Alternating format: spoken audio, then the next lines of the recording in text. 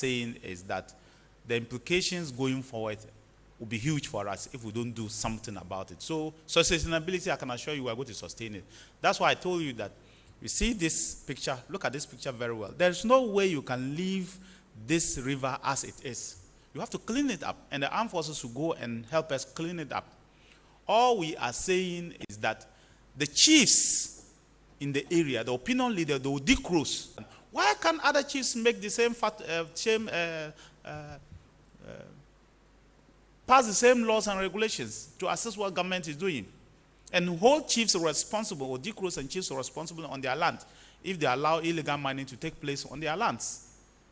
Can you imagine that if the Western House of Chiefs, the Ashanti Regional House of Chiefs, the Eastern Regional House of Chiefs were to come and say, look, any chief who allows illegal mining on water bodies and forest reserve on his land will be destitute? Can you imagine the impact that it will make on the fight against illegal mining?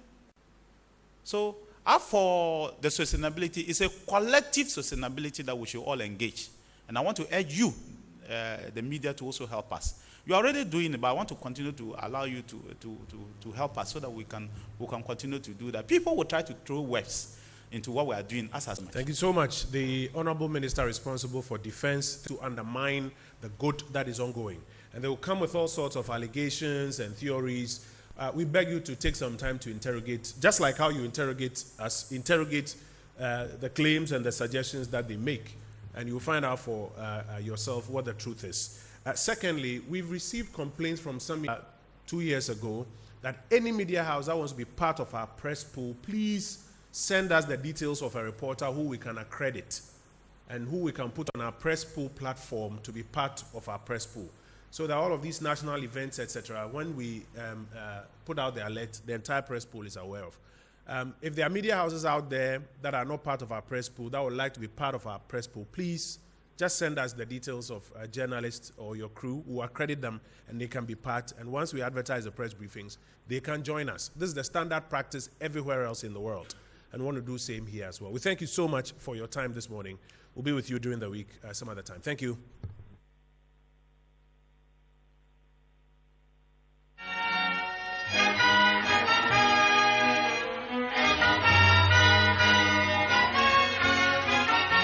And this actually represented 139% increase within 4 years.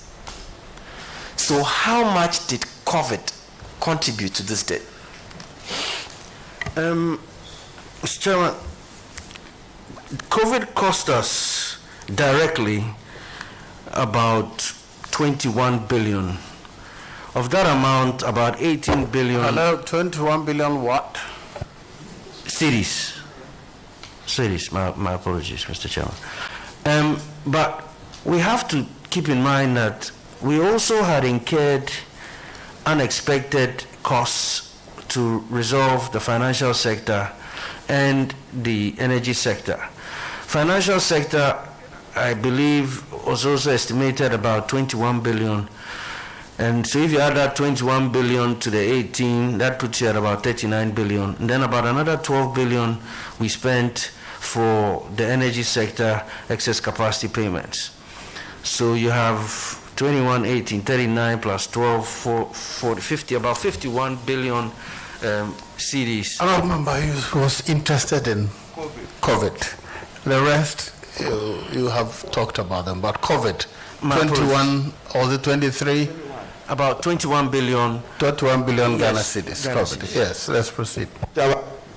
21 billion, what percentage of GDP is that? Which GDP? The 21 billion overall. Are you talking 2020 GDP or 2021? Yes, 2020. 2020 GDP was about 388 billion, and so it's about 1.5%. Do you mind if I use my calculator? At the chairman's indulgence, we just need the number. I just want COVID as a percentage of GDP in respect of its burden to public debt. So, Mr. Chairman, is it okay if I calculate on my calculator? Yes, it is. Okay.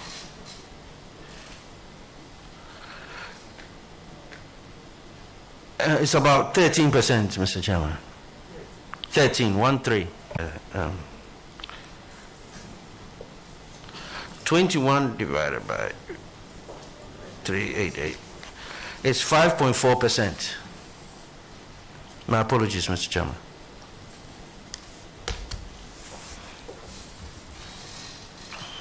Yes. Thank you very much, Mr. Chair. Now, my very last question again is on the public debt again.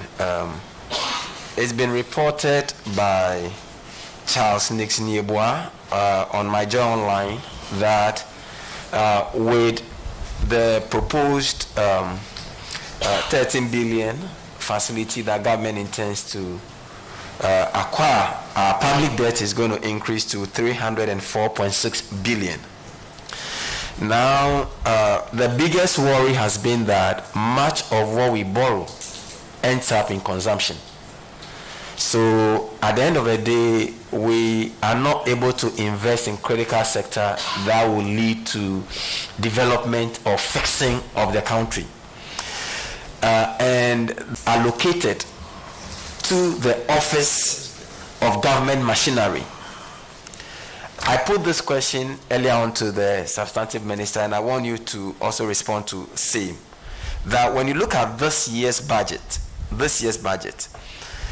the allocation to the Office of Government Machinery rose by 504.87%. That is, last year the allocation was 79,392,760, but this year the allocation is 823,880,668, and this represented about 504.85% increase. For a government that really want to share burden, do you think it's prudent to allocate this huge sum of money to the Office of Government Machinery, particularly when we are looking for this money for investment in critical? When I'm trying to ascertain the impact of your borrowing and your expenditure, what I look at is the GDP growth, because that is what determines if you've been investing in the productive sectors of the economy, because that is what generates your GDP growth. And between 2017 and 2019, we averaged GDP growth, I think, of excess of 7%. So clearly, we must be doing something right to be able to generate that type of growth in terms of where the monies are going. Now, with regards specifically to the Office of Government Machinery and what they are investing in, and why we are allocating so much funds to them, and that may not be worse rather than to the productive sectors of the economy. If you look at the breakdown under government of machinery, you realize that we actually do have within there quite a few entities that are involved in the productive sectors of the economy or in infrastructure or capital expenditure.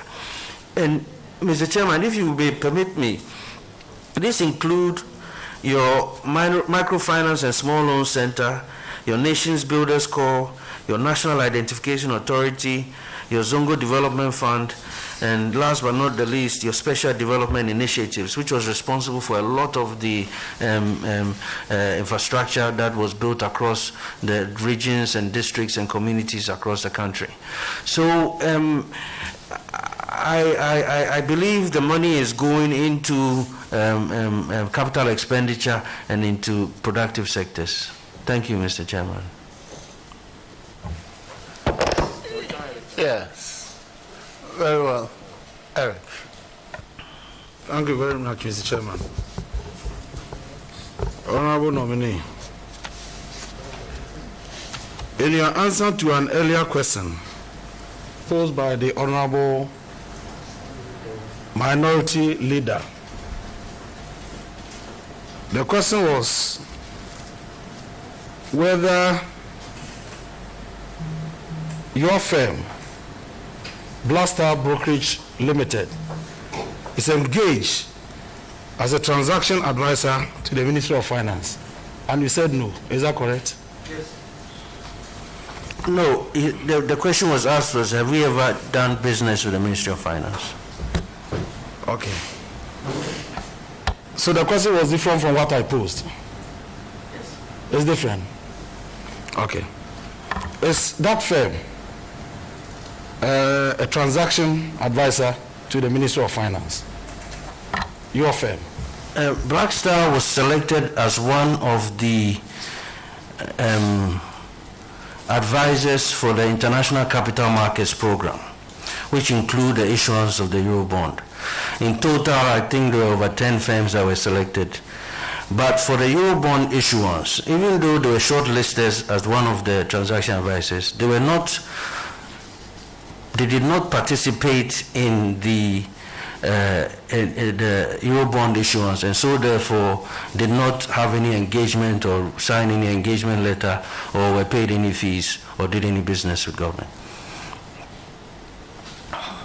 The Bank of Ghana issued a notice to the general public, number BOG/FMD/2021/34, and they stated that the Ministry of Finance,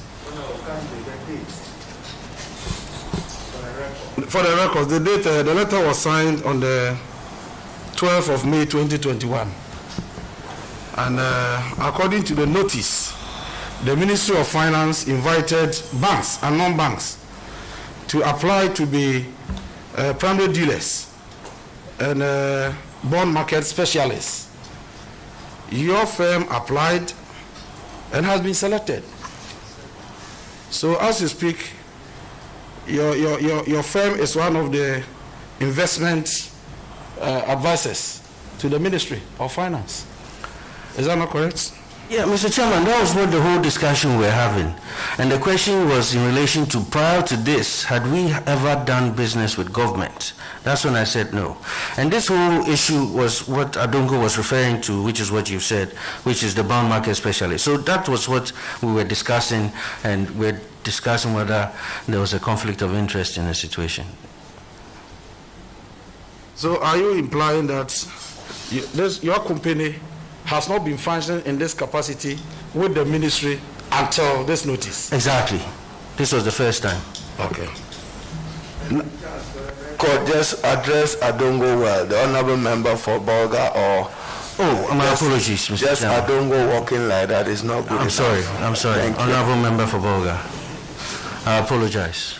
Now, because you referred to the honorable member for Bolga Tanga, I also want to refer to some of the statements that he has made in respect to this particular issue. He expressed some fear that based on this, now you're moving into the Ministry of Finance as a minister. And as a Minister of Finance, you sit on the board of Bank of Ghana. Is that not correct? I don't know if I'll be reappointed, but it's possible. Okay. So based on that, your company has been selected to serve as investment advisor to the ministry, and you are also going to the ministry as the minister. He has explained that his company is not an advisor. So let's not go back there. Mr. Chairman, because you left, I think there's a new development here. The company is an advisor to the ministry. That is a fact. It's a bond market specialist. Mr. Chairman, I have the notice here, and the notice is very specific. From Bank of Ghana, it's notice to the public. Let me show it to Mr. Speaker. I've read it.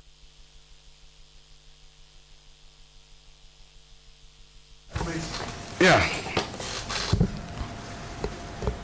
I'm reading from the second table. The following institutions out of the PDs, primary dealers, have been selected as bond market specialists for the issuance of government bonds through the book building processes. International banks, Stanbic, local banks, GCB Bank, investment advisory firms, Blackstar Brokerage Limited. And that's what I'm saying. And the question I'm posing now is that Now he's heading to the ministry. He's going to the ministry as a minister of states. Mr. Chairman, sorry, if I may clarify, the investment advisory firm there is with a description of the type of firm that it is. The role they are playing is in the header, where it says the following institutions out of the primary dealers have been selected as bond market specialists for the issuance of government bonds. So that's the role they are playing. But they are historically investment advisory firms. That's how they are captured under their license. The bond market specialist is to advise the ministry on bond matters. That is the work. On bond matters, matters relating to bond. That is what the bond specialist is supposed to do. And therefore, you cannot say that because the firm has been selected as a bond market specialist, that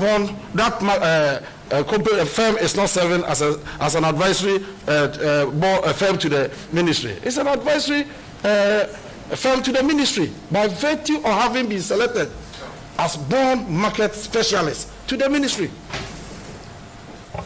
Please proceed with your question.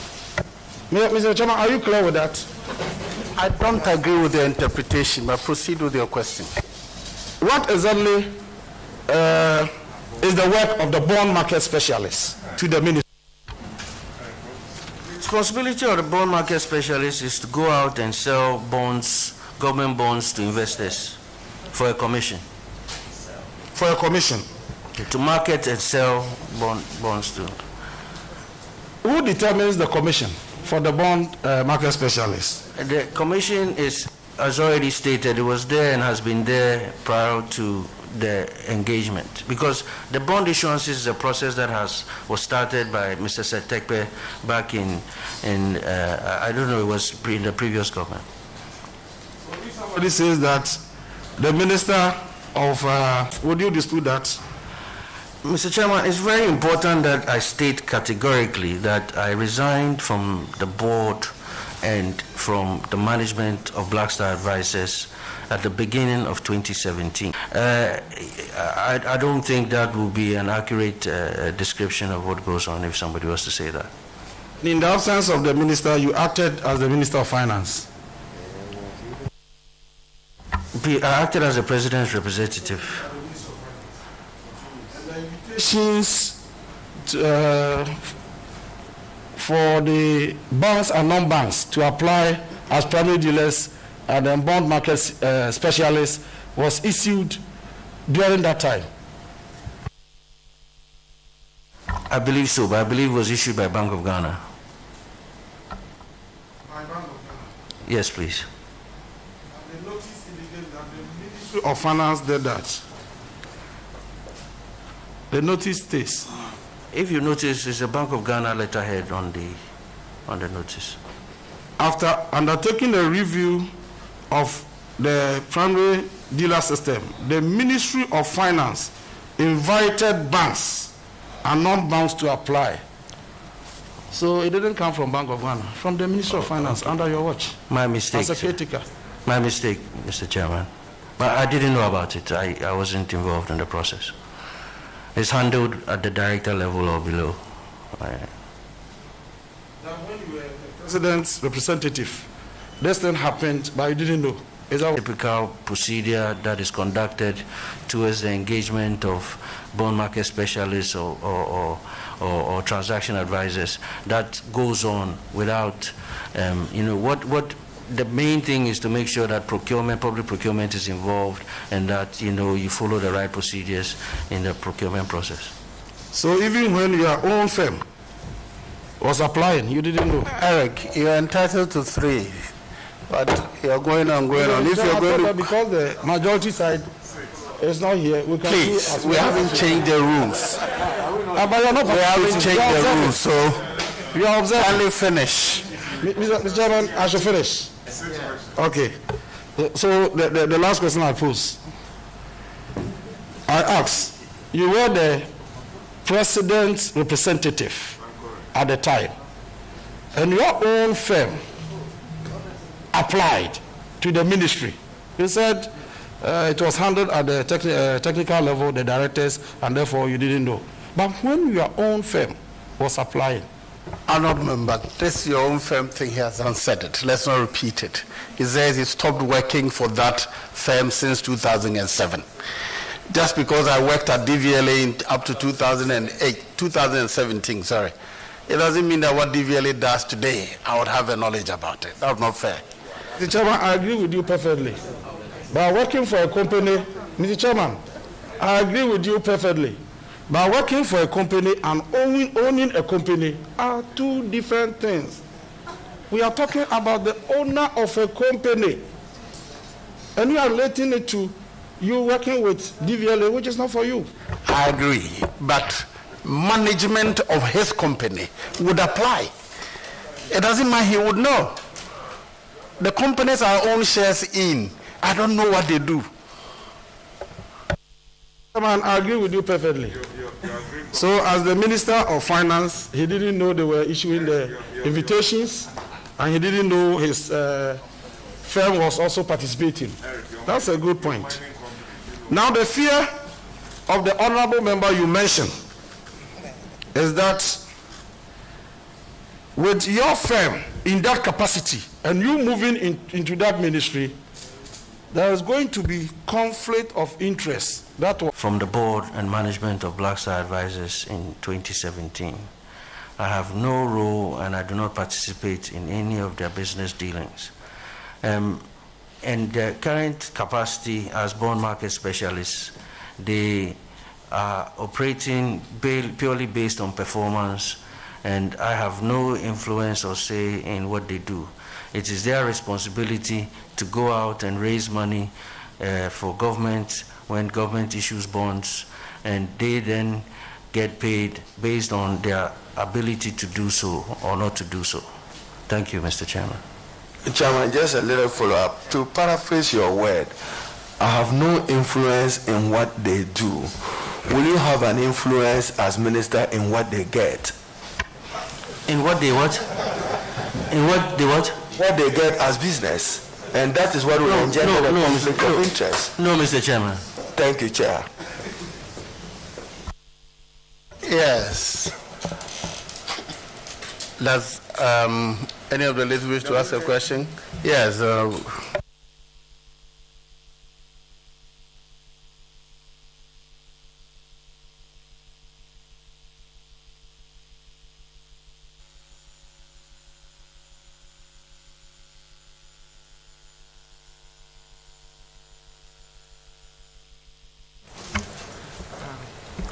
Thank you very much, Mr. Chairman.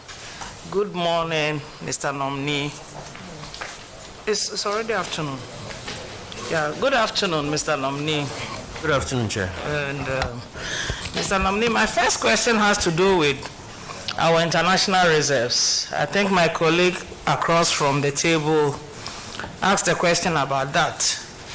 And as at April, I believe, our reserves had gone up to $10.9 billion, right?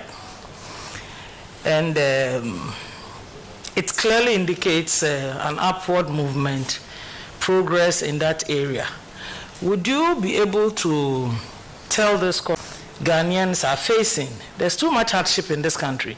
And if this is what the data indicates, why is it not reflecting in our life? Please tell us, this committee. Thank you, Mr. Chairman.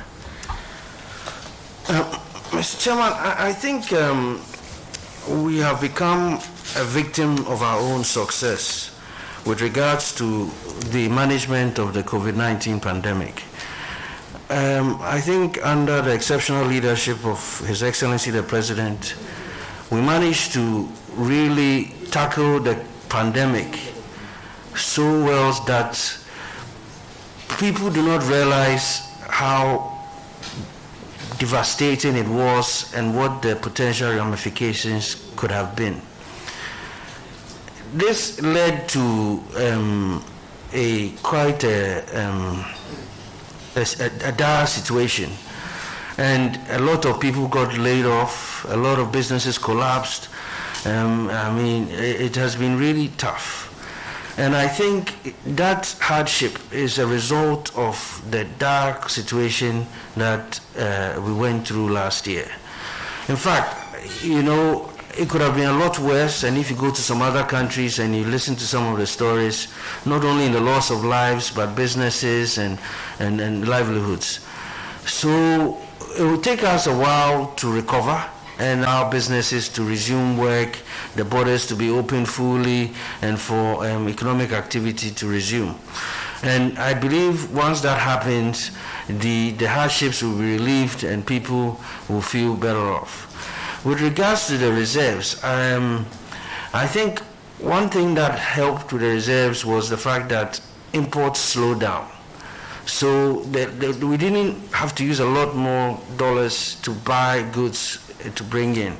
And it also reflected in the currency being more stable, which was helpful. But that does not really translate into better living conditions, especially given the devastating effect of the pandemic. Thank you. Thank you, Mr. Chairman. Mr. Nominee, during the budget presentation to this House earlier this year, we saw the introduction of new taxes. And one of those was the COVID tax. You are the Ministry of Finance, Deputy Minister. Could the Ministry of Finance have conceived some other ways of raising revenue for government instead of introducing new taxes to further burden the already Ghanaian who is constrained, as you've just conceded, that we are in difficult times. Times are hard for everybody. And then we get bogged down with a lot more taxes. How are we supposed to survive in this country? Are you able to give an indication whether we were really widening the tax net or we just deepening it further? Which one are we at? Which one are we doing, please? Thank you. Thank you. Thank you, Mr. Chairman. Mr. Chairman,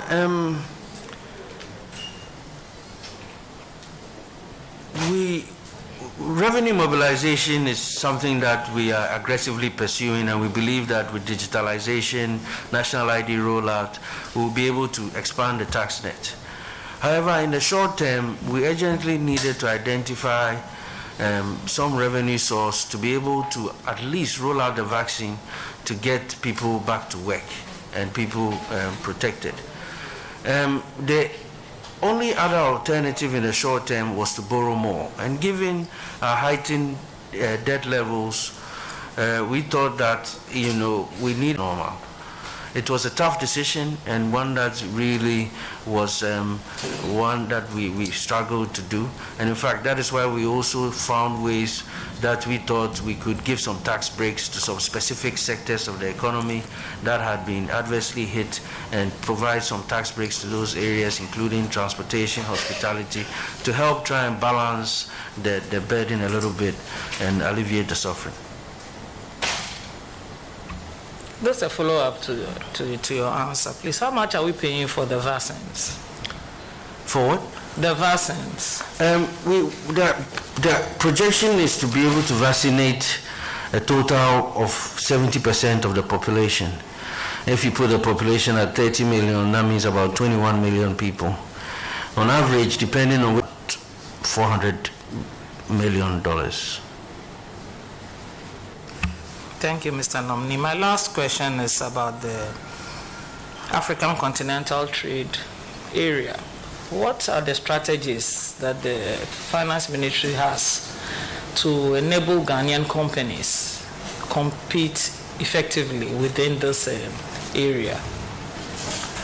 Thank you. Mr. Chairman,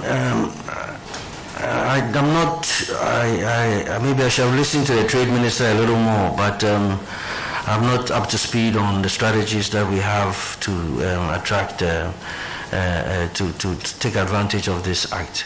What I do know is that it is a really exceptional opportunity. It really creates a big open market across Africa of a lot of people, and I think Africa is a growing market, and it will allow us, if we can trade amongst ourselves, we'll be able to retain more of the value and wealth creation here on our continent. Mr. Nominee, it's a follow-up, Mr. Chairman. Shouldn't the Finance Ministry by now be considering whether we can get some reduction in the interest rate regime so that Ghanaian companies can borrow? I didn't know that's what you're alluding to. We actually, rates have come, the monetary policy rate was just reduced by 100 basis points. We've also set up a guarantee scheme with the banks so that the banks can give soft loans to companies, especially companies that were in specific sectors that manufacture health-related stuff and others. And we believe that if that is done well, it would help give these companies some working capital at affordable rates to be able to ramp up production and maybe service the wider West African market. Thank you. Whew. I thought we were good on 6 each. Okay. Yes, first, Tete. Sorry, if I'm trying to remember the first name. Yeah, Gisela. After that, I'll come to Elizabeth. Thank you very much, Mr. Chairman. Honorable nominee, congratulations. The construction sector, so I'm going to my question is centered around that. I'm just looking at the 2020 annual public debt report, and in the details, it is one project after another. That sector, and they take these range of projects, I think, leave a bit to be desired, and they cost the public more than what they actually signed for. Why do I say this? If you sign for, say, $20 million for a project not executed within the time frame, there's going to be overruns, cost overruns, fluctuations, additional works, so on and so forth, and it costs the taxpayer, you, myself, and all the other taxpayers, much more. What are you going to advise your minister, or what initiatives are you going to take yourself this time to ensure that at the end of 2024, by the time your government is wrapping up to leave, you have not left a deeper and bigger hole in the public debt? Because contractors have to get paid, their families, they have a whole host of support that they need to take care of. So basically my question is, what are you going to do differently? I hope you know where I'm coming from. Thank you.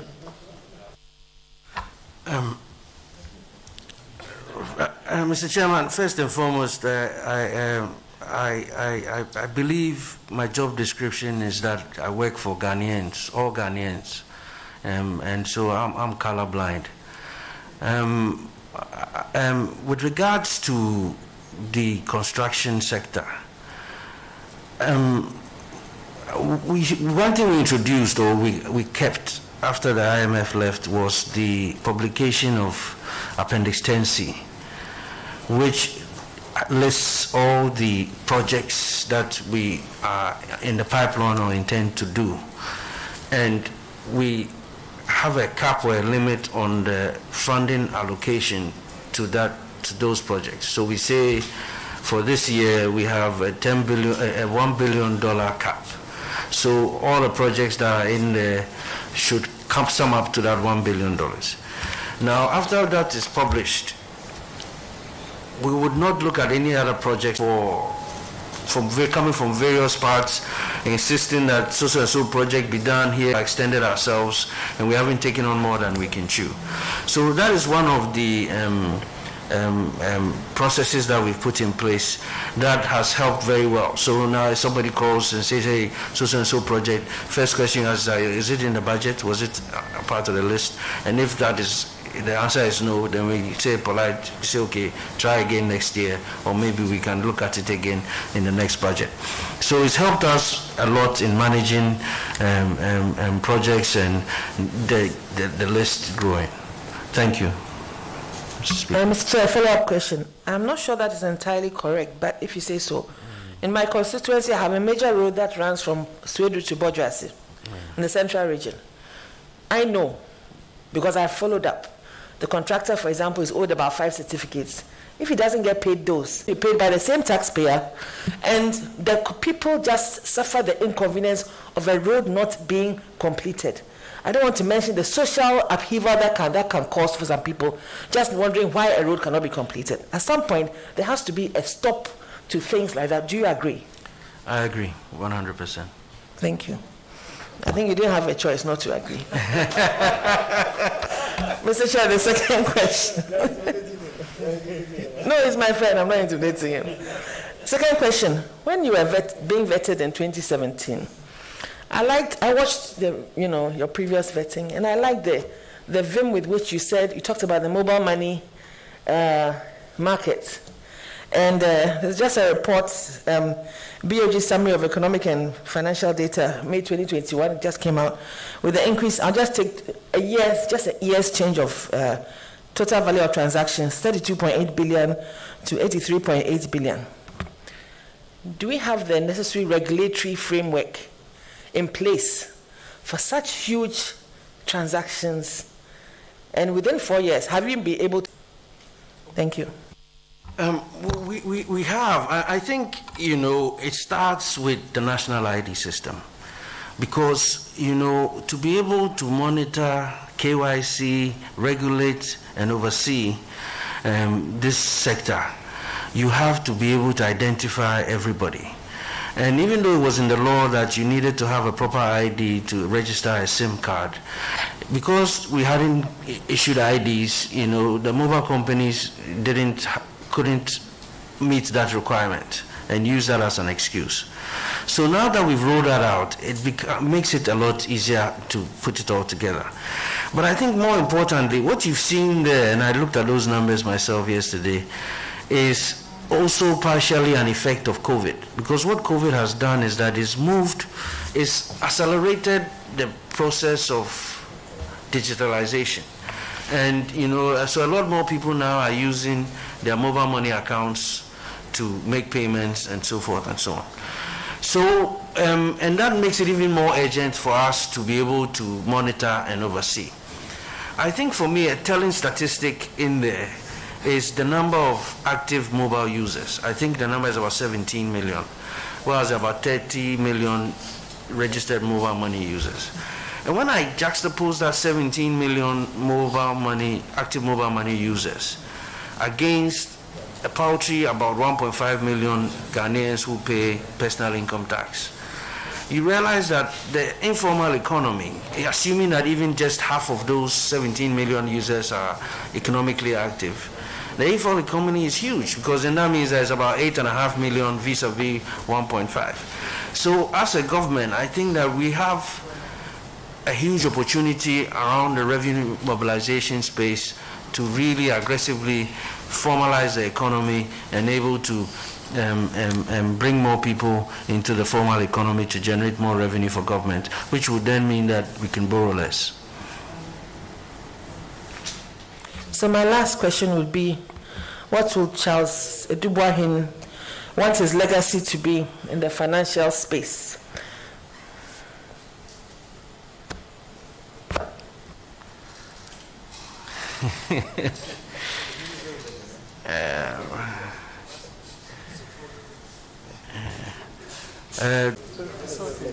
I thought you related to your Marcus Garvey and how the Black Star and all those, and black man rising kind of thing. Right, this way. Thank you very much.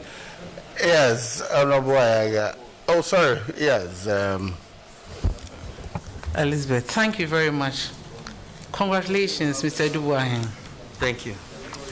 In your answers, you have stated that 21.6 billion of the taxpayers' money was used to clean the banks. Can you also tell us how much money would have been used to save these banks? Look at it anyhow. Thank you, Mr. Chairman.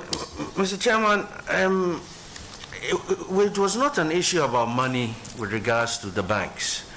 Far from it. If it was just a money issue, I'm sure there would have been other issues. There were several issues that these banks had that needed to be dealt with.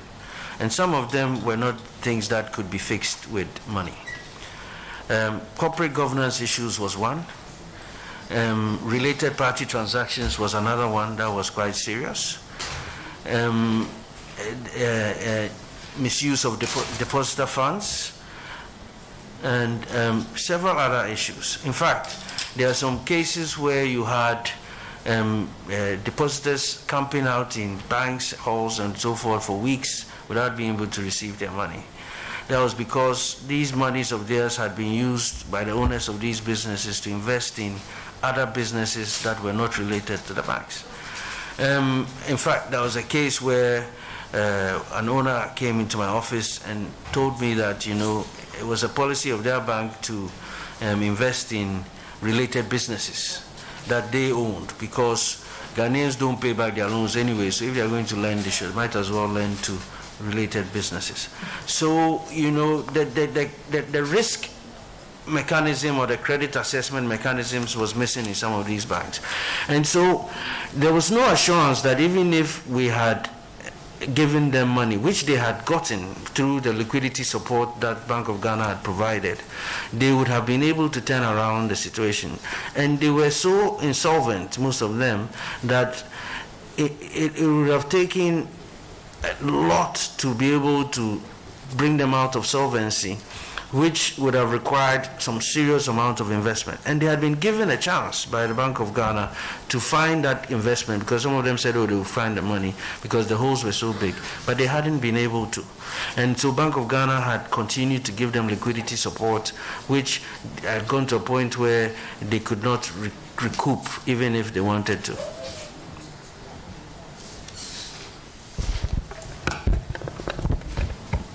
The mic is on.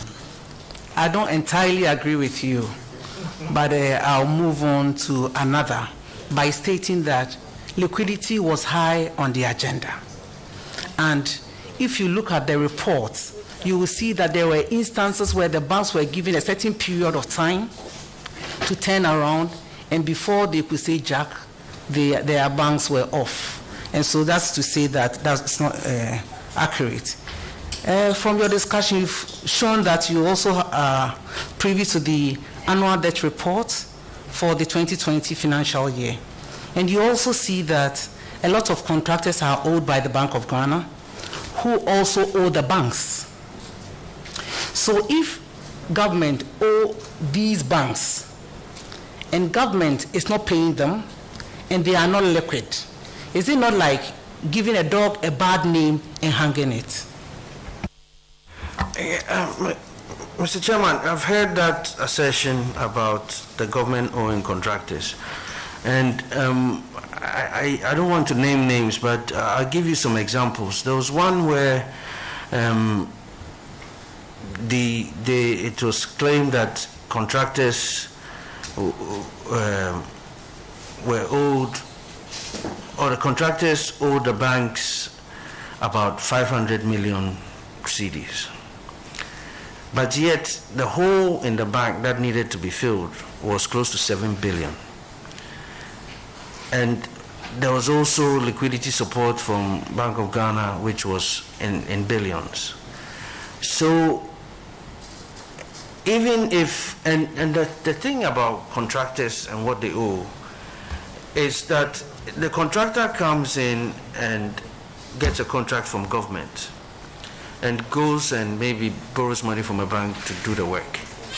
He typically would not, if he borrows the money to do the work, he gets paid by government, then he'll go and pay the bank back.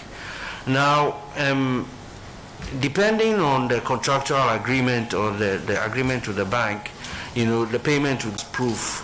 There was no proof that they were obligors or had had gone into entering into a contract, their names were not they were not joint. Their names were not joined to the contract, because typically if you're a bank and you lend money to a contractor on behalf of a government project, the bank will notify us and have their names joined, so that when we pay the contractor, we pay into such an account where they're joint holders of the account, so that the bank can hold on to his money before the contractor takes it away, or maybe is banking with another bank. So there are quite a lot of instances where we looked at the total exposure to the contractors. We looked at the total liabilities of the bank, how big the hole was, and how much needed to be put in for the bank to come back to life. And that is where the whole insolvency test was done, in terms of that there's a rigorous assessment the Bank of Ghana does to determine if the bank is insolvent or almost insolvent, and if it can be resuscitated or not.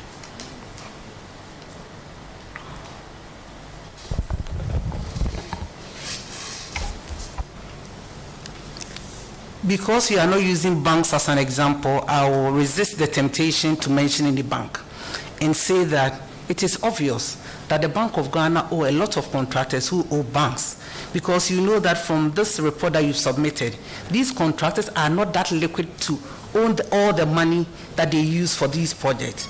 So it goes without saying that these contractors owe banks.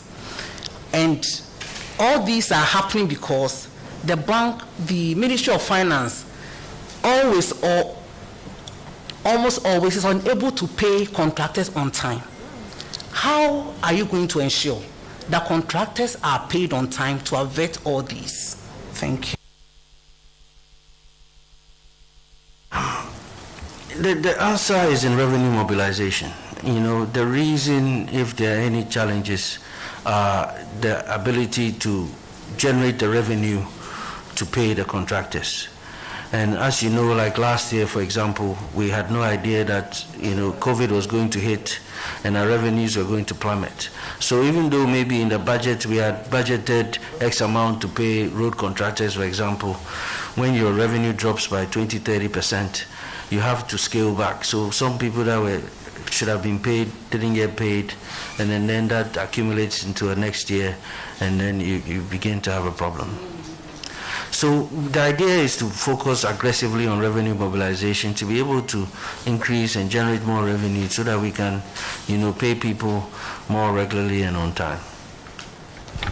That will be all for him. Yes, Honorable. Thank you very much, Mr. Chairman. Let me say congratulations to Mr. Honorable Charles Dubois. Mr. Chairman, my first two questions will be follow-ups. Earlier, I heard the Honorable Nominee indicate that he was with the President in Brussels. And I just want to find out if he had the pleasure of flying in the 15,000 euros per hour Airbus. That part is prejudicial. The figures and things is prejudicial. So just ask him whether he was the president or whether he flied in there. The figure you're adding is prejudicial. So okay, so the figure is a problem. Okay. Yes. So I want to find out if he had the opportunity to fly with the president in the Airbus that was chartered for that trip, and if he knows how such chartered flights are often paid for, from where they are paid. I know, Mr. Chairman, I flew with Air France, and I don't know how or where they pay the charters from. All right. And the second, the ministry requested the services of these private entities. And according to the responses that you gave, you were unaware, which is understandable, that the request was made by the ministry because it may have been done at the director level, you are also unaware that the company that you used to own also participated and has been shortly listed to become one of the bond specialists. Now, there is an issue of conflict of interest, which is a matter of law. But there's also the issue of good conscience. Even if this is not an issue of conflict of interest, given that your company, the minister's company, were shortlisted as bond specialists, even if it is not a matter of conflict of interest, do you find it not to be against good conscience?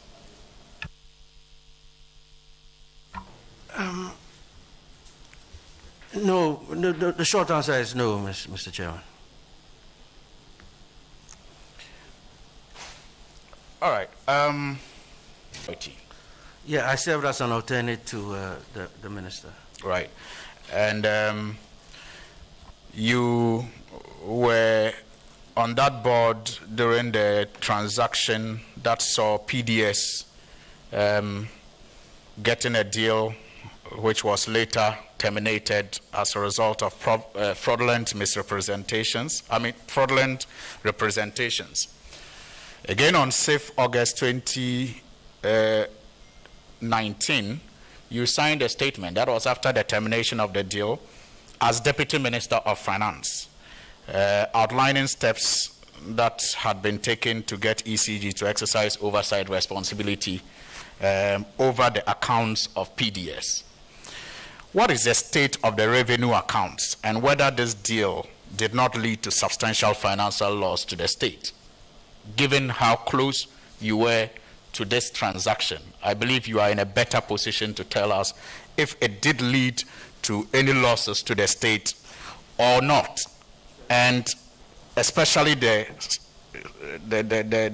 current state of accounts as far as revenue collections by PDS was concerned. Mr. Chairman, I don't know about this revenue account that the honorable member is referring to. I understand that at the time of the PDS transaction, there was a bank that assisted in the transaction, and I believe that revenue collection was routed through that bank post the transaction.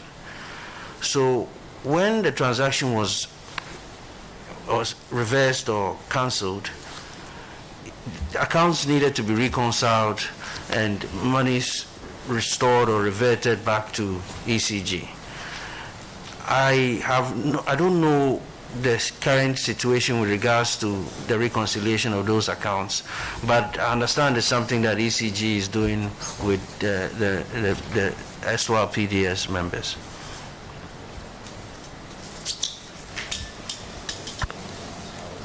All right.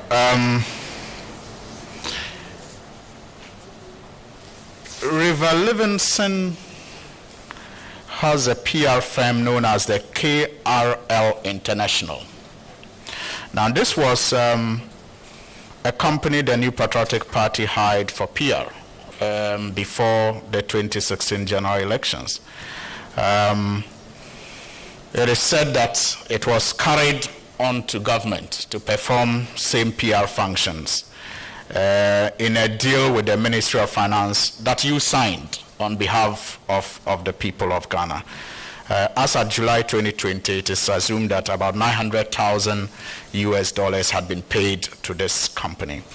The KRL is 17. In fact, that was 2 months before the contract with the Ministry of Finance was signed. Can you tell us why this contract isn't a mere handshake or a thank you package for KRL International for the campaign services it rendered the New Patriotic Party in opposition? Thank you, Mr. Chairman. Mr. Chairman, I first met Riva when I joined the ministry, and her firm has been very helpful with regards to PR and just assisting, navigating the corridors of power in Washington, D.C. During the whole PDS issue, she was very helpful in putting us in front of the bosses of MCC, in writing letters to the Treasury Secretary and to the State Department. We have also just more recently, with regards to even the vaccines, she has been very helpful in getting us in front of the lady in charge of the vaccine rollout in America. I'm sure you've heard that America is sitting on about 60. The services she has provided have been instrumental. She's also been very helpful. We had an issue with OPIC on the Africa Integras project, which was the hostels being put up at the University of Ghana. She has been helpful in the engagements that have gone. Chairman, with your permission, I understand that she has been doing some work for the ministry, but my question was in relation to how she was procured and whether this was not just a thank you package, whether this was above board. It was not a thank you package, Mr. Chairman, and it was totally above board.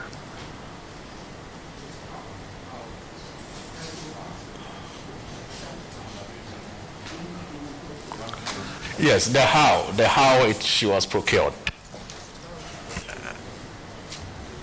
Through public procurement agency, I believe public procurement authority. I think it was sole sourced. It was procurement, Chairman, with your endorsement. Was it procurement of services? I believe so, yes. And you believe that she went through due process?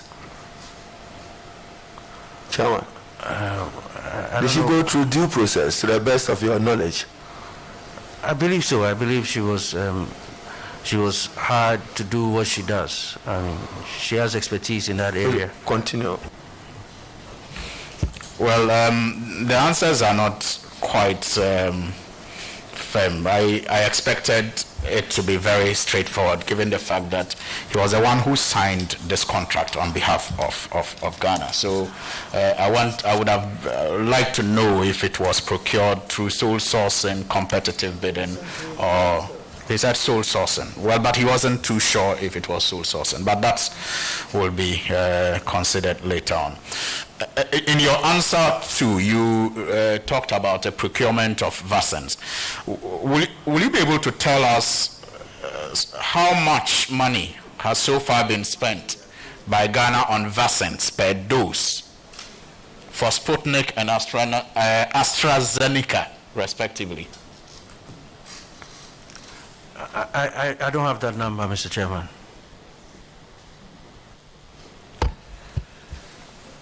Well, but will you be able to get it for us later on? With regards to AstraZeneca, for example, I know that is being procured through the COVAX initiative. I do not believe the terms and the costs so far have been totally completed, and because it's just the first batch of total quantity. I think the idea is to provide us with 20% of population. How much does the state owe independent power producers? And when do we intend to make payments to them?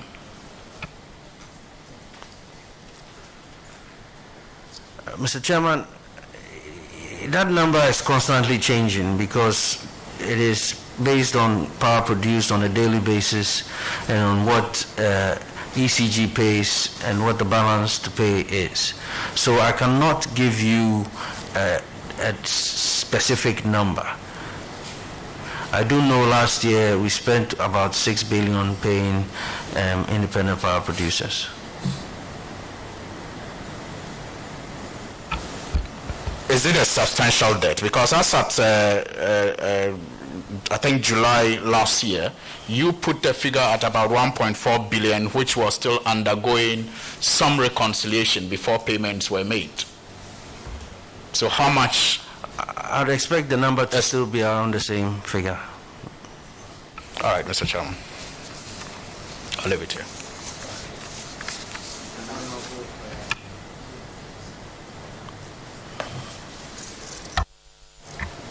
Thank you very much.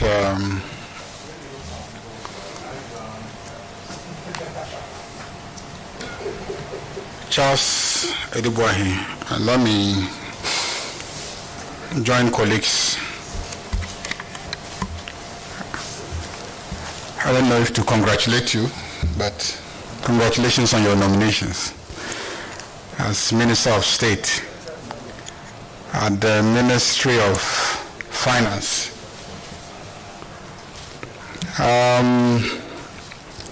We know about the Minister of Finance and what we expect of him, and we know that his deputies will be deputizing for him. What we don't know is what the Minister of State at the Ministry of Finance will be doing. Can you tell us? Mr. Chairman, it is my understanding that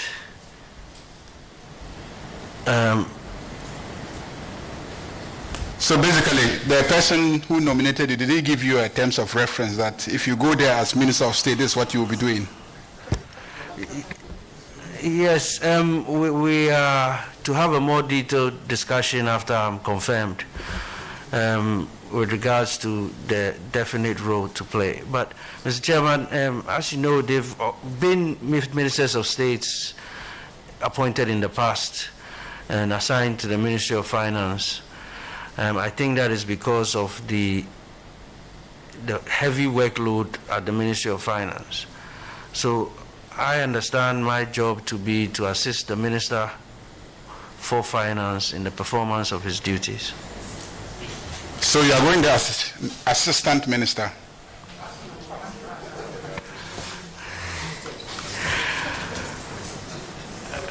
It's the man himself who is saying that he understands that he's going there to assist the Minister of Finance. So I have to find out whether he is Assistant Minister.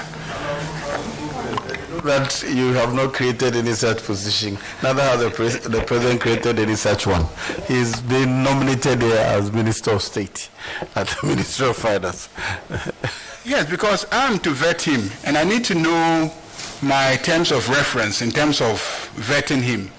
If he had come as Deputy Minister of Finance, I would know that he's going there to assist the Minister. So I know my limitations in terms of questioning. But he's not the Minister, and he's a Minister of State at the Ministry of Finance. So I want to know what kind of questions I can ask him. Don't worry, you can end it here since you don't know what questions to ask him. Okay, I have something to ask him about, and it is from his own statements. He said, one thing he said is that he wants to leave a legacy of having achieved the implementation of the securitization of our mineral resources. Even though it is called AJAPA, but in principle it is securitization of mineral resources. The first effort, which largely was led by you, was not successful.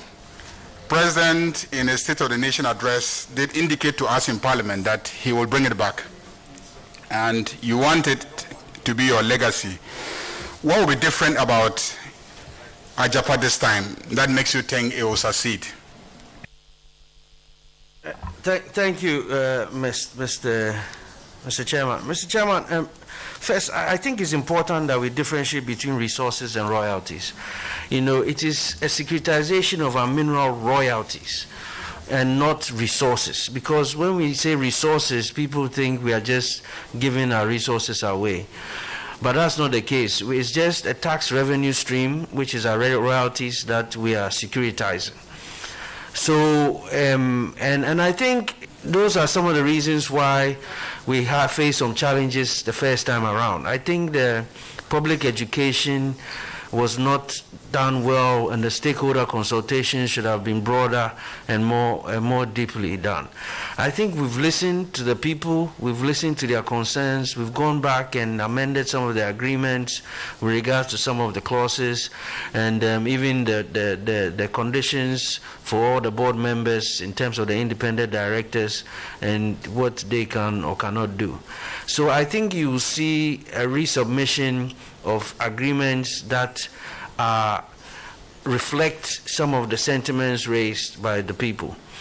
And also, I think this time around we'll give the Finance Committee a whole week to review the agreements before we sit on it, so that we can make sure that everybody has had the time to go through all the documentation thoroughly and make sure that it's well critiqued. Okay. From your answer to Honorable Suhini's question about the lobbyist, you said you met her at the ministry. You met her at the ministry. But he's saying you signed her contract, her service contract. So did you just meet her at the ministry, or you procured her services at the ministry whilst you were there? I wanted to clarify that point. I signed an extension of a service contract. It was not the original contract, is my understanding.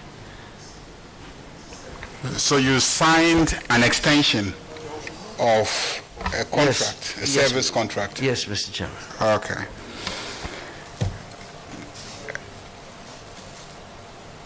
Now, Honorable Adongo, MP for Bolga Central, has been raising issues about the roles of two companies, one in which you are associated with and the other is associated with the Minister of Finance. From all indications, you have managerially severe relationships with your company, and so we are told also in relation to the Minister of Finance. Honorable Adongo's contention, and I want you to explain this, Honorable Adongo's contention is that your companies or companies in which you have shares stand to benefit anytime government is borrowing. So there is a great danger that you will be a borrowing promoting ministry once you have the two of you heading the ministry, because anytime we borrow, you make money. What is your response to that? Thank you, Mr. Chairman. Mr. Chairman, and I think the ministry tried to respond to that. Our borrowing requirements are in strict accordance with the appropriation bill and with the budget. That is what determines how much we borrow and from where, whether domestically or internationally. And that is the rule. If we do anything other than that, we can be sanctioned. So I believe that those checks and balances are in place to ensure that we do not do anything untoward. So in fact, you are saying that if you go a borrowing, it will be because Parliament has authorized you to go borrowing.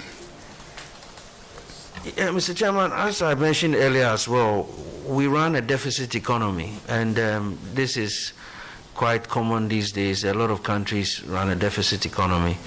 And so long as we do run a deficit economy, meaning our expenditures exceed our revenue, we are obligated to borrow to make up the difference. So borrowing is to be expected. The question is, the important thing is to get approval from Parliament and the appropriation bill passed, and to get permission to do it.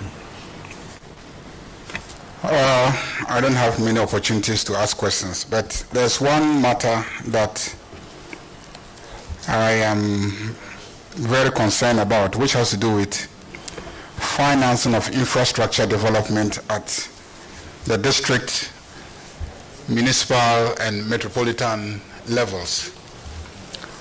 Central government financing doesn't get there. District Assembly Common Fund allocations, very negligible. Swami, for instance, and I have no intention of drawing the leader into this discussion. No, Swami, I'm more focused on Swami. Swami is in the center, the heart of Kumasi, very busy location. The kind of monies that you send to district assemblies, I don't see how that can impact on infrastructure development at that level. And yet, the boisterous economic activity there could pay for infrastructure there. And the rest of us in the country don't need to be burdened with the cost of infrastructure for people carrying out economic activity in Swami. Have you thought through a mechanism of infrastructure levy at the local level? Because I've seen in the UK, in London, they have a municipal, infrastructure levy in some important local government areas in the UK. So they pay for major infrastructure projects using municipal infrastructure levy. Is this something that we could think of as a way of helping the district assemblies out? I just came from my constituency. Some bridges got damaged due to water from the rains, and they don't even have 10,000 Ghana cedis in their account to fix anything. Thank you, Mr. Chairman. Mr. Chairman, I think the first thing to do there is to get a municipal finance bill passed so that each municipality has its own balance sheet and has its own sort of almost like board of directors who can then identify revenue generating opportunities and also capital expenditures required for their municipality. And some of the revenue generating opportunities include property taxes and property rates. I think that is so fundamental that we get that fixed. As you can see, under the auspices of the Vice President, we are rolling out digital IDs, addresses for all buildings and structures. On the back of that, we'll be able to do a proper valuation of these buildings and apply the right tax. This tax revenue is near to the benefit of these municipalities who can then reinvest them in the infrastructure that these communities badly need in order for us to be able to move it forward. So I think that the first step is really the municipal finance bill to get that passed. We also, but don't have to be worried that we don't create a situation where now the municipalities start just borrowing willy-nilly and end up getting bankrupt, which has happened in some states and cities in the States. So it's a careful balance, and we just have to make sure that the law is very tight and that the governance structures are correctly put in place to mitigate any potential abuse of the system. Thank you, Honourable Member. Leadership now. Madam. Is that right? Yes.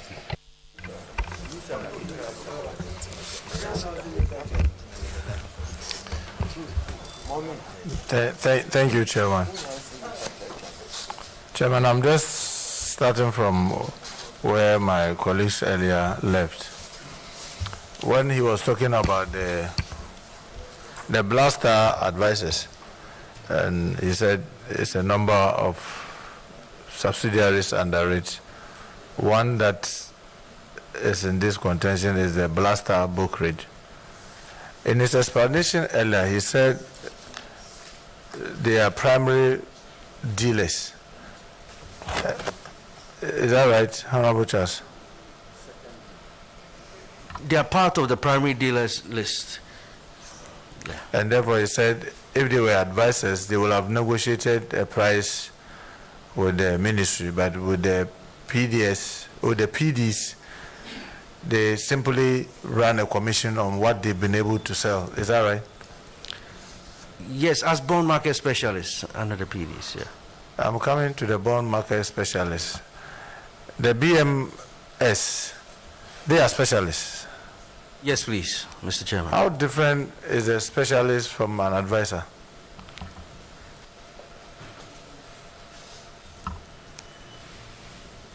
The role of the specialist is described as the marketing, distribution, and sale of bonds. There's no advisory role in that definition. So if you are selected as a bond market specialist for a ministry, doesn't it automatically entail advising?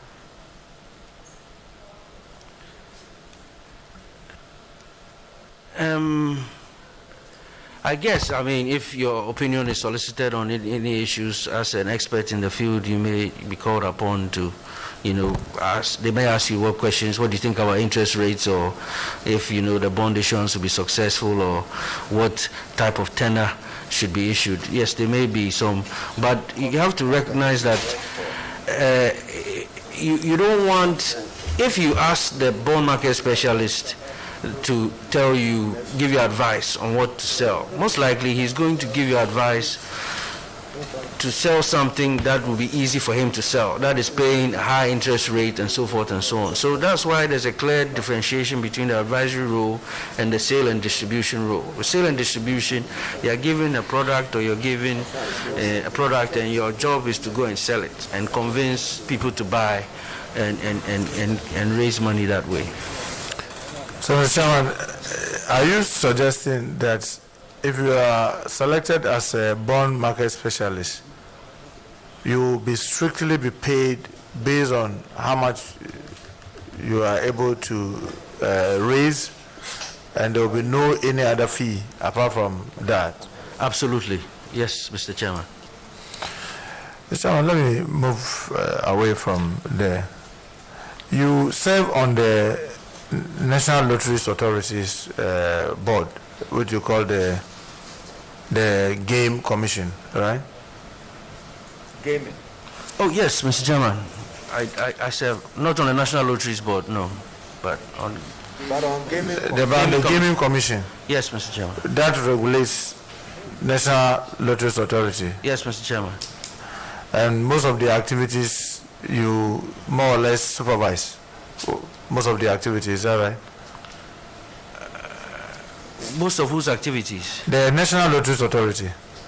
Not really, Mr. Chairman. So you don't have much information about what they do?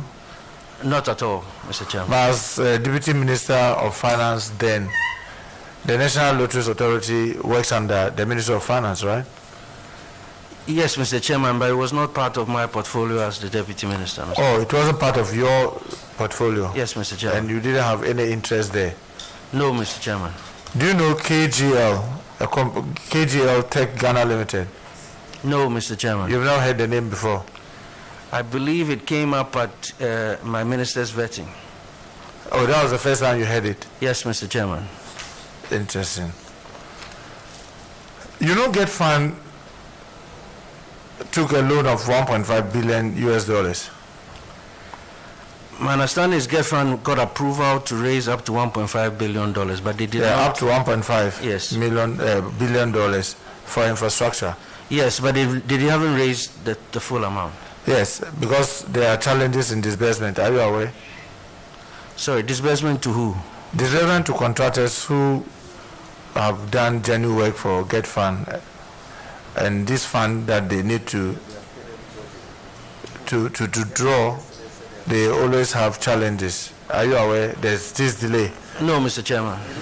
Are you aware of Dachi funds? Yes, I am aware, Mr. Chairman. What was Dachi funds meant for? Dachi Fund was a vehicle that was created to securitize GetFund levies in order to raise a bulk sum of money to pay for education infrastructure. And do they run that at a commission, right? They are paid fees. Who? Dachi funds. Yeah, the administrators of Dachi Fund will be paid some administrative fees, yes. You have an idea how much it is? No, Mr. Chairman, I don't know. Dachi Fund, do you know the directors, any of the directors? I believe Stephen Asiming is one of the directors. Are you related to any of the directors? No, not that I know of. Do you have any interest in the Dachi Fund? Not at all, Mr. Chairman. Not even a friend? Well, I know Mr. Stephen Asiming. Yes. And you think that the creation of the Dachi Fund was not an impediment on GetFund's ability to disburse and pay contractors faster? Not at all, Mr. Chairman. To the contrary, actually, because what GetFund did was create a situation where instead of waiting for the levies to come in drips and drabs, based on when they came in, this was a way where a bulk sum of money could be raised immediately so that contractors could be paid on time so that they could complete the education infrastructure. Mr. Chairman, I want to find out from the nominee. Earlier you were asked a question about PDS and your role as the, you said alternate member, governor on the media board. Yes, Mr. Chairman. But you were mostly representing the Minister of Finance. Yeah, when he couldn't make it for meetings, Yes, but most of the time you were there instead of the Minister of Finance. You've attended more of the meetings than the Minister of Finance, am I right? I believe so, yes, Mr. And therefore you were more conversant with the issues there, probably more than the Minister of Finance, apart from your briefing to the Minister. Yes, Mr. Chairman. So what really went wrong with PDS? Mr. Chairman, it's my understanding that the insurance guarantee that was obtained was not valid, and so therefore it put the assets at risk in case anything was to happen.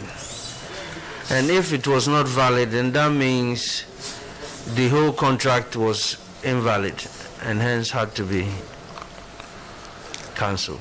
And NIDA, what due diligence did you do on those guarantees when they were submitted and you all agreed that PDS should be selected? What due diligence was done? I do not recollect what due diligence was done. I do recollect that there was a transaction advisor who should have done the necessary due diligence.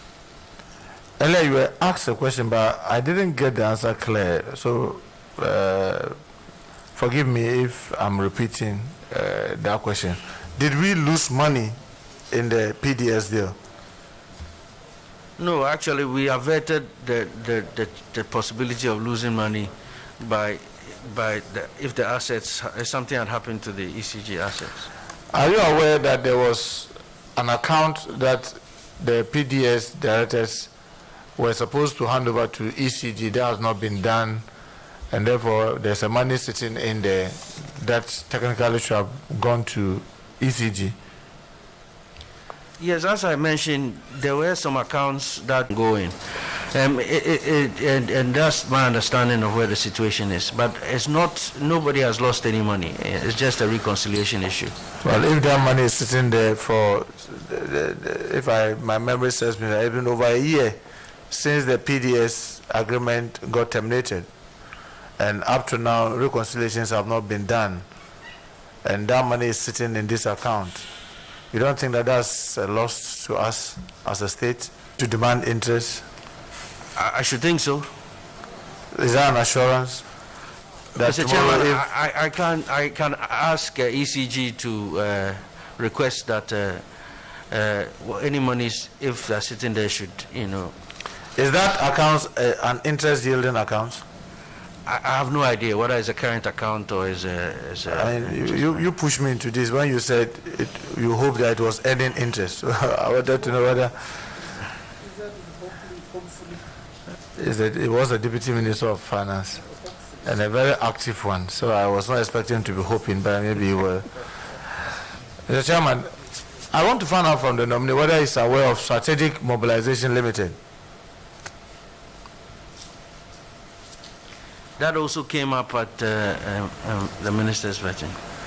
Oh, and so you were glued to your screen watching your minister's vetting.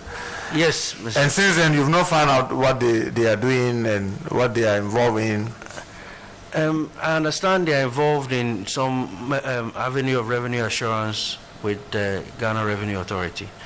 So you don't know much about the activities? No, Mr. Chairman. Revenue was not under my portfolio. Chairman, thank you very much. Yes.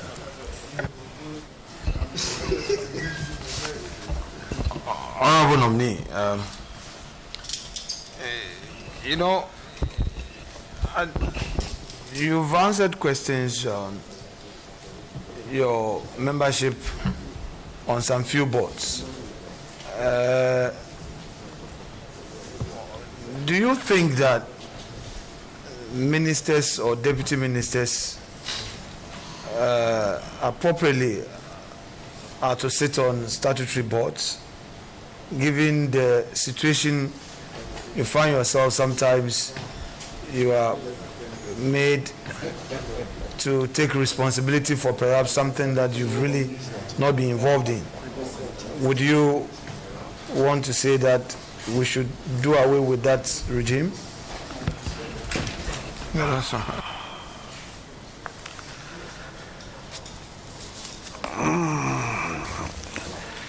It's a tough one. I think it's a tough one. It depends on the particular situation, Mr. Chairman.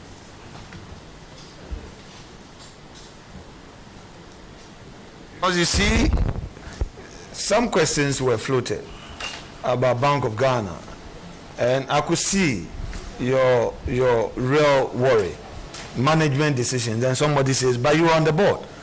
But you and I know that being on the board, those management decisions, don't come to your attention. So going forward, I know we legislate where we say a minister or his rep and all that. Given the situation you find yourself, what is your position on that? Would you want to anyway go back to serve on any board? Ideally, no, but I think it is also our responsibility as, almost a fiduciary responsibility as keepers of the public purse to be able to have some insight at the corporate governance level into some of these areas, insofar as it affects policy. Now Sir, Mr. Chairman. Oh no, I was. Now this COVID situation we find ourselves. Obviously, government expected revenue is not getting to the levels that would help the economy, correct? Yes, Mr. Chairman. If you securitize for the purpose of growing the economy, Ghanaians express concern, correct? Yes, Mr. Chairman. And when you borrow, Ghanaians express concern, correct? Yes, Mr. Chairman. Meanwhile, there is a legitimate expectation for infrastructure development to go on in the economy, correct? Yes, Mr. Chairman. So don't you think that there is a communication gap? Because earlier in the AJAPA discussion, you conceded that there was a real communication issue.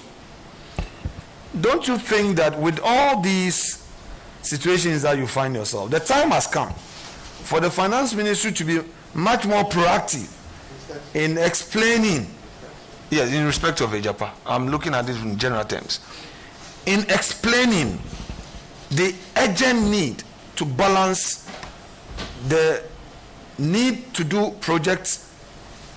Look at what the Fix the Country, advocacy was saying. Fix the country. We need roads. We need schools. We need this and that. Legitimate. But these things must be funded. And when you are doing it too, like the AJAPA, you say, hey, don't. We don't want that. Don't you think that a lack of proper communication from your outfit has resulted in some of these things? And if you consider on that, do you plan, as part of your mandate in assisting your minister, to proactively pursue that? Thank you, Mr. Chairman.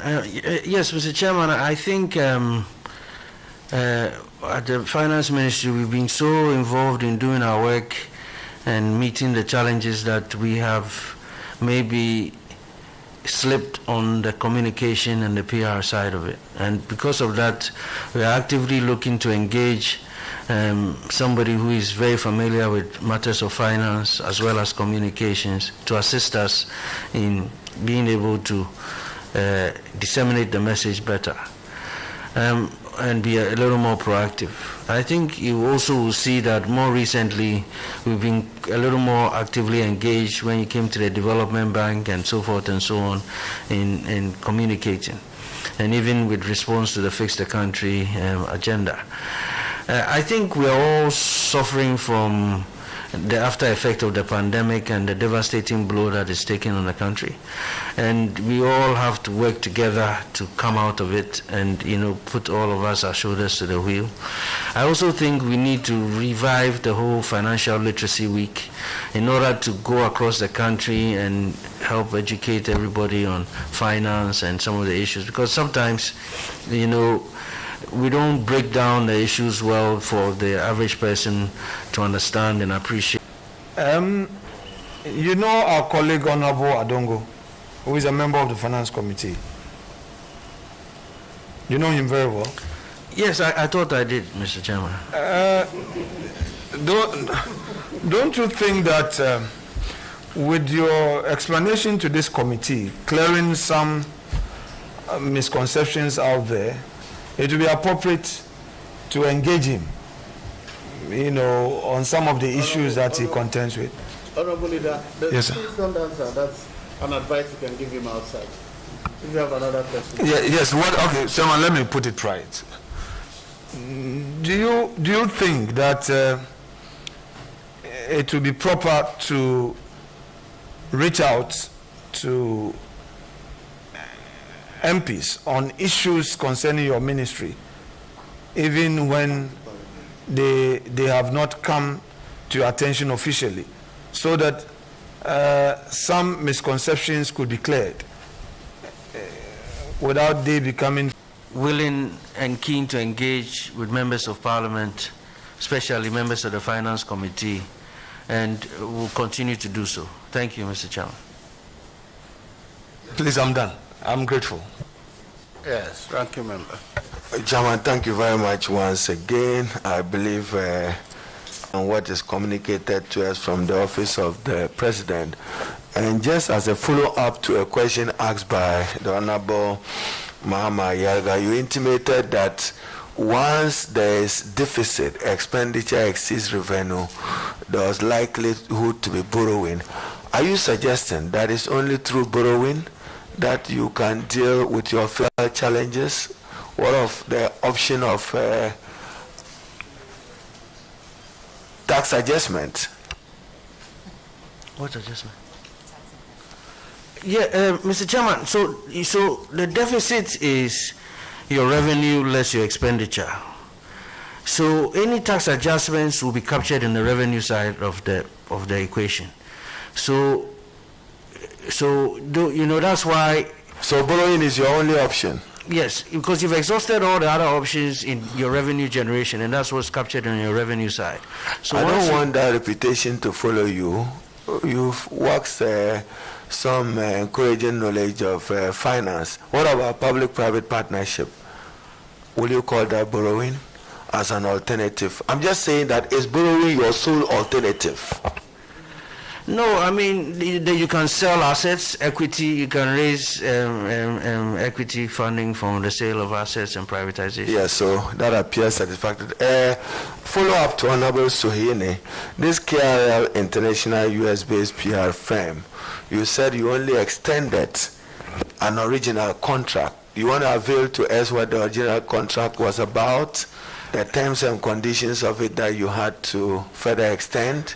I believe it was the same. It was just that it was for a certain period of time which had expired. So we are not just interested in time for execution. We are interested in responsibility. What were they to do and for what? And what was its benefit to the state? You want to speak to that? Their responsibility was to help us with public relations with regards to the American government. You know the exact period when this extension was done? I do not recall off the top of my head, Mr. Chairman. Lobbying may be lawful in America. Is it lawful in Ghana? I believe it is. It's just called something else.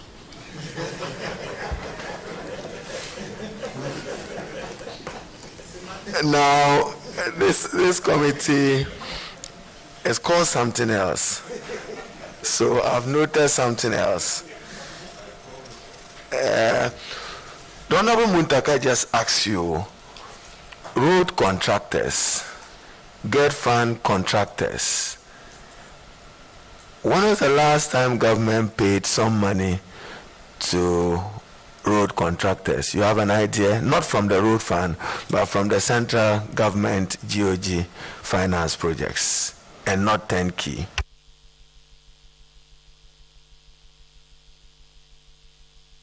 I believe some payments were made at the end of the first quarter, Mr. Chairman. Do you have a nominee on the road fund board, the Ministry of Finance? Not that I know of, Mr. Chairman. The Dachi that the Honorable Muntaka referred to, you don't think that it was a needless stumbling bureaucracy between GetFund and your ministry and the Minister for Education? Why did you need a Dachi after you said that you needed to borrow up to 1.5 billion? Must they necessarily go through that? Because some payments too will be made to Dachi, unless you are just saying that it was another job for boys created. Why did you create that structure in between those governance institutions established? The structure was necessary because it allowed us to issue bonds and thereby actually gave us quite a bit of savings with regards to the interest rates. Initially, we had tried to raise the 1.5 billion just by doing a loan facility with a couple of the banks. And the rates they were charging were quite high and reflected the risk they perceived in GetFund as the borrower. By using a bond structure, it created line of sight to the levies and how they proceeded through to pay and service the bonds. This allowed us to issue the bonds at a much cheaper rate. Thank you, Chair. You were in Brussels with the President. I heard you in a response to an earlier question. Did you by chance minutes on any official document or correspondence in the exchange between the European Bank and the State of Ghana with your signature? No, Mr. Chairman. Who did? The Minister for Foreign Affairs. Was the one who executed the financing agreement? Yes, Mr. That Chairman. will be brought before Parliament? Yes, Mr. Not Chairman. you? Yes, Mr. And you don't act in any capacity as President representative at the Ministry of Finance in that meeting in Brussels? Please, what was the question? What role did you play? Oh, I was there as a special advisor. So the document that was exchanged, yeah, in respect of the borrowing for the development bank, did you play any role? Yes, as a spectator. You went there with taxpayers' money. That was not the Chelsea. That was not the Chelsea Man City final you went to watch, Charles. So you couldn't have been a spectator. So you didn't initial. I just wanted for a record. No, Mr. Chairman, I did not. The Minister of Foreign Affairs did. Yes, Mr. of Foreign Affairs signed. And to Honorable Suhini's question, you were not in the cozy flight with the President. No, Mr. Chairman. You fly differently. Yeah, I flew commercial, Mr. Chairman. Okay, that's noted for our purposes. Now, COVID and its debilitating effect on the economy. What do you intend to do to assist government to improve the performance of the economy beyond COVID as your footprint? I think the first order of business is really to get everybody who wants to be vaccinated, and even if they don't, because it's only there that we can restore confidence in getting people back to work and productivity back on track. And especially when we see around and third waves and fourth waves and how they they erase any gains that have been made. I mean, India is a classic example. So that is number one priority, Mr. Chairman. And I think it also would send the right signal to outsiders that, you know, we know what we are doing and that we are ready and open for business. And that should help resuscitate the tourism sector as well. Thank you, Mr. Chairman. Thank you, Chair. So between 2017 and yesterday, how much has President Nana Addo Dankwa added to the public debt stock? I don't know the exact... No, he answered it differently. I know, I brought it. He quoted 292. I heard him. I wonder how much is added to the debt stock. He is the Minister of Finance. You have that? For Chairman to understand, I needed that to ask you a further question. How much you are spending on debt service for the period 2020 and 2021? You want to provide that detail? That's the basis of my first question. Thank you, Chair. I believe in the budget for 2021, the debt service cost is about 35 billion cedis. 35 billion? Yes, Mr. Chairman. So compared to 2016, is it high or low? I presume it's higher, given the fact that the debt levels are compared to President Kufuor in 2008, is it high or low? I expect it to be higher, Mr. Chairman. So when you relate to the Ghanaian public and give an impression with your ministry that borrowing was more under President Kufuor, under President Mills, under President John Dramani Mahama, and low under you, what the Ghanaian taxpayer need to appreciate, which is part of the communication that Deputy Leader referred you to, in terms of nominal figures, you are paying more on debt service. Is that the case? Nominal. I mean, I think if we put it into context, because you can also say, what was the GDP under President Kufuor or President Mills, and what is it now? Is it higher or lower? And the GDP is also much higher. And that is why we look at ratios rather than absolute figures, because it's all relative. And we also have to be cognizant of the fact that it's also the rate of borrowing borrowed. Chairman, this one is just to tease out the minister's mind. There was an instance where money had to move from the New York bank to Ghana, and it moved via South Africa from a haircut to Ghana. Do you have any knowledge of it? Where in any instance that money had to move from the New York bank, and it was facilitated through the Ministry of Finance to Ghana through a South African bank. Do you have any knowledge of that? I have no knowledge at all about that. For our record, no knowledge. No knowledge, Mr. Chairman. Thank you so much. Chairman, I should be ending with AJAPA, the nominee. So Charles back, AJAPA back. You follow the president's heels.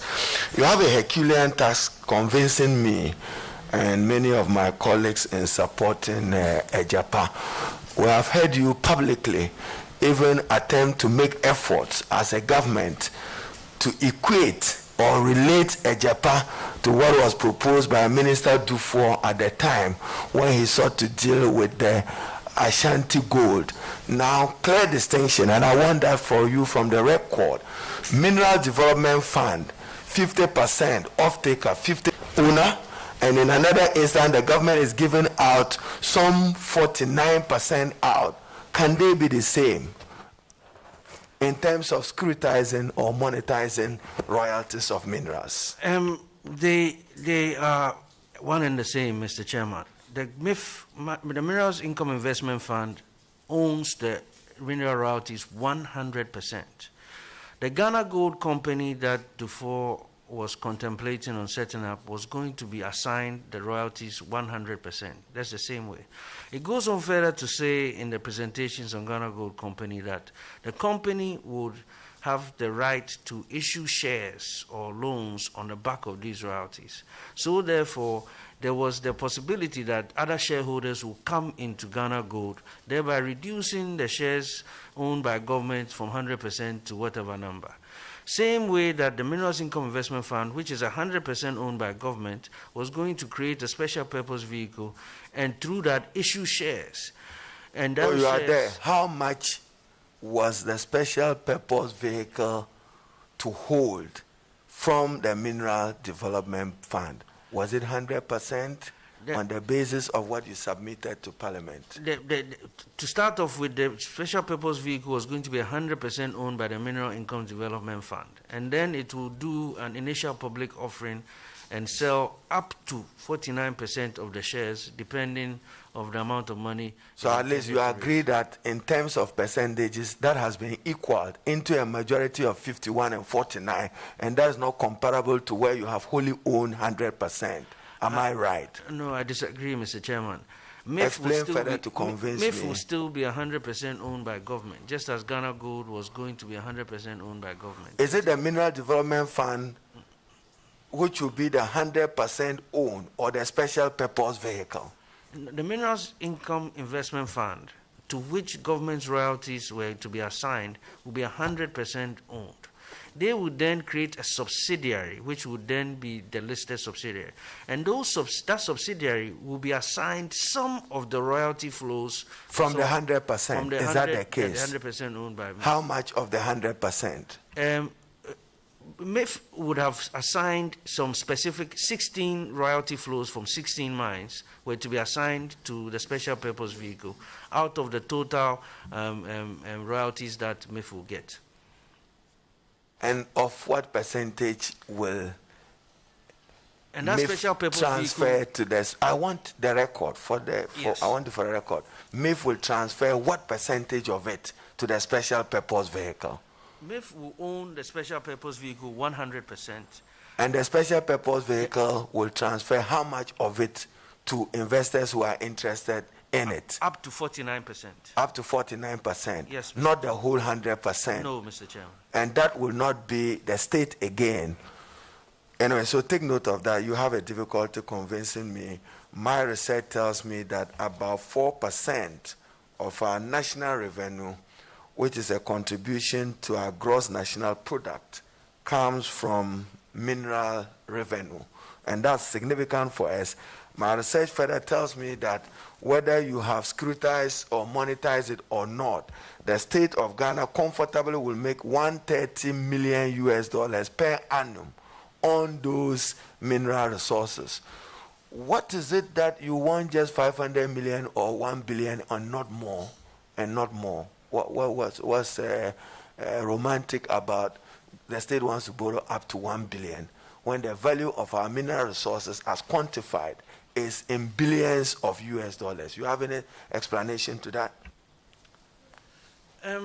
As I was saying, that the challenge with development is that you require access to large amounts of capital.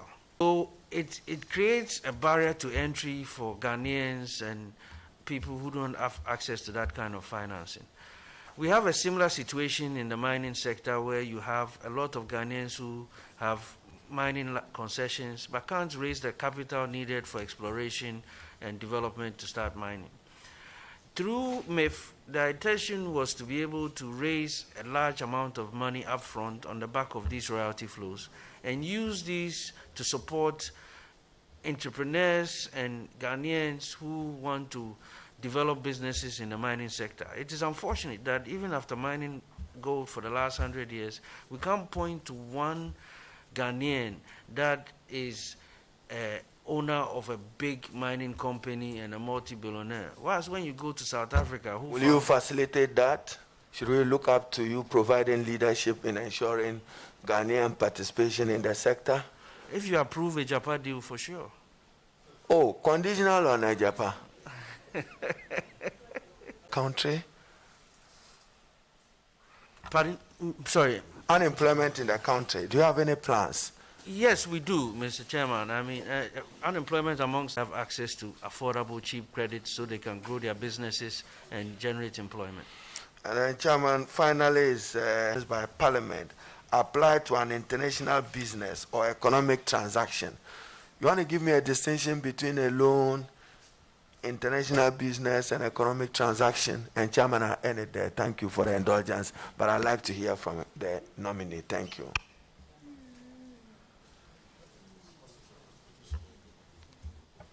Are you able to provide the interpretation he is asking for? No, I'm totally lost. I can't provide interpretation. Oh, Chairman, I can reread the words for him. They are from the Constitution, Article 1815. No, I'm not saying you should interpret. I just want to know, working at the Ministry of Finance, economic transaction. Chairman, let me refer to the exact text to protect myself. It says international business, economic transaction, loan agreement. You want to give me an explanation what your understanding of this is, as distinct and separate as used in the Constitution?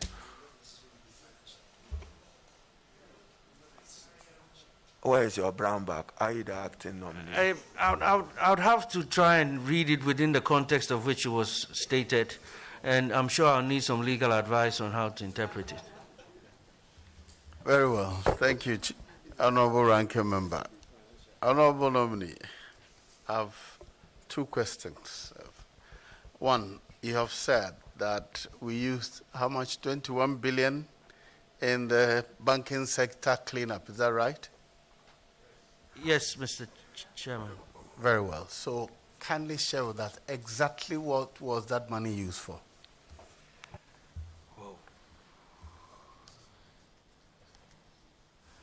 The majority of the money went to pay depositors.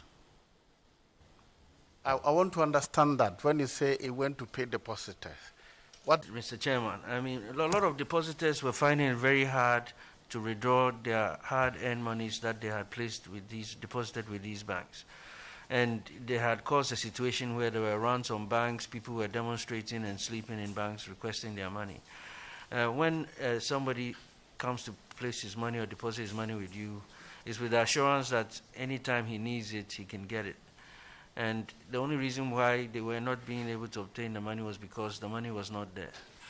So when these banks were declared insolvent, a lot of them were, there was no cash or there was no ability to pay the depositors. And depositors stood the risk of having all their lifetime savings disappear. So government had to step in and make funds available to replace their deposits so that they would be made whole. In effect, what you're saying is that the monies that individual depositors placed in the banks had been either misappropriated or in any way not available to the depositors. So government had to borrow to pay the depositors instead of the banks. Is that right? Yes, Mr. Chairman. So when we say we have collapsed banks, it means what we're in fact saying is that the bank owners and managers had misappropriated people's funds and government had to come in to pay. Yes, Mr. Chairman.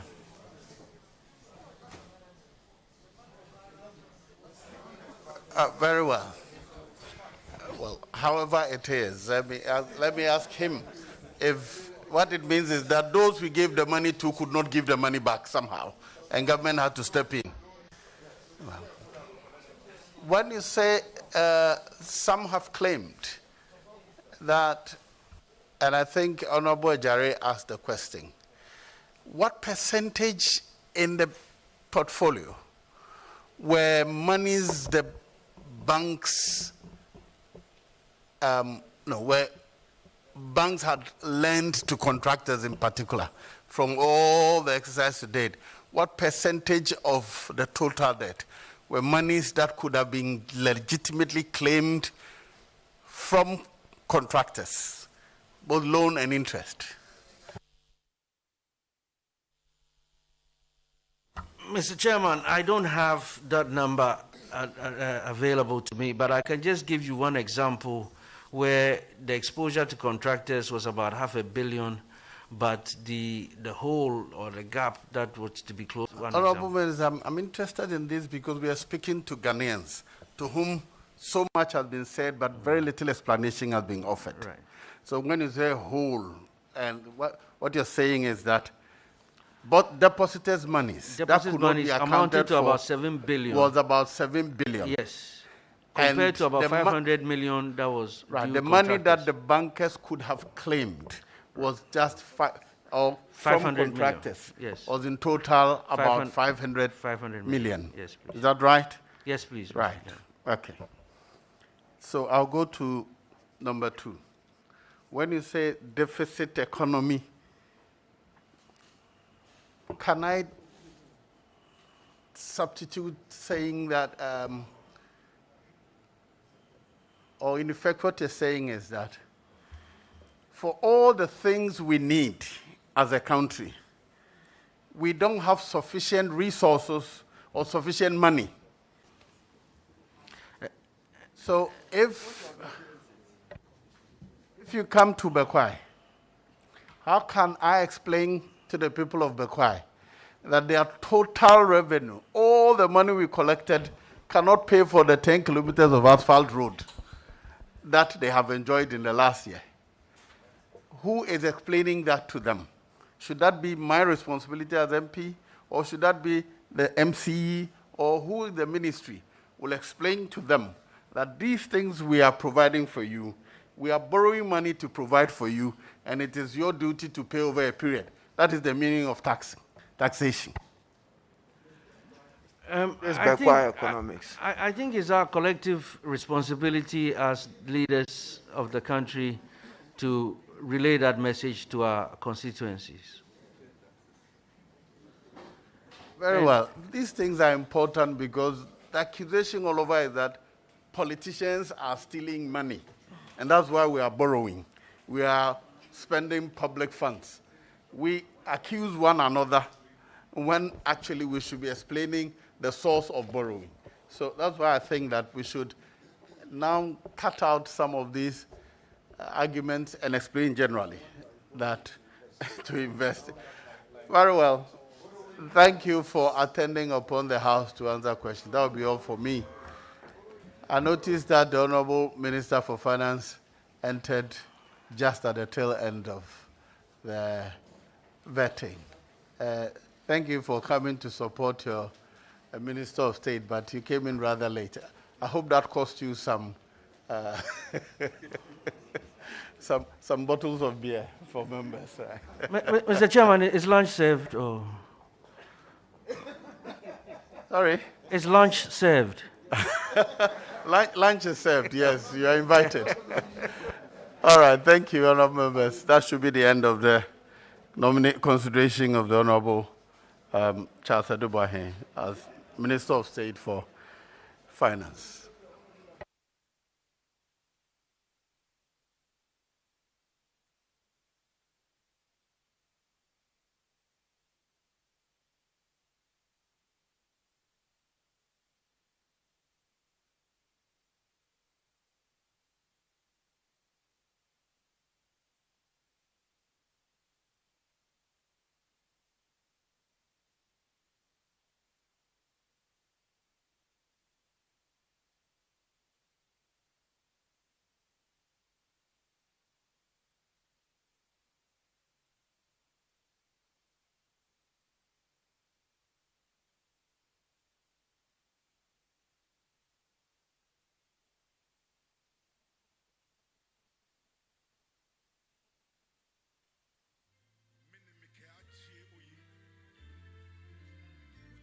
I suggest that the photo session be taken outside of here, please. The photo session is done outside of here, please.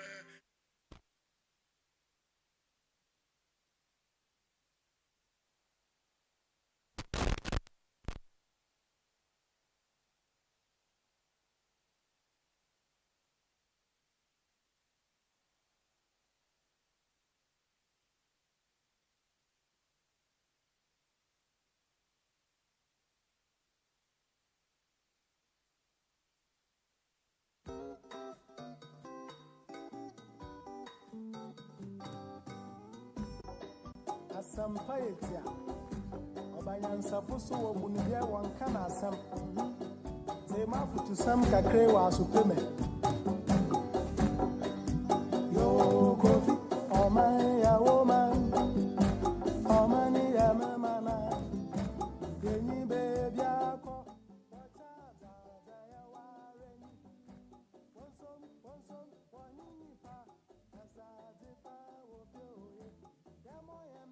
Benito, you kindly take your seat.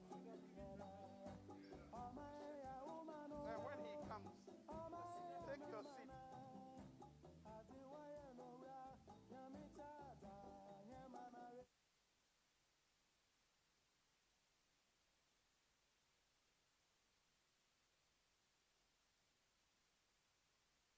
To the Honorable Benito.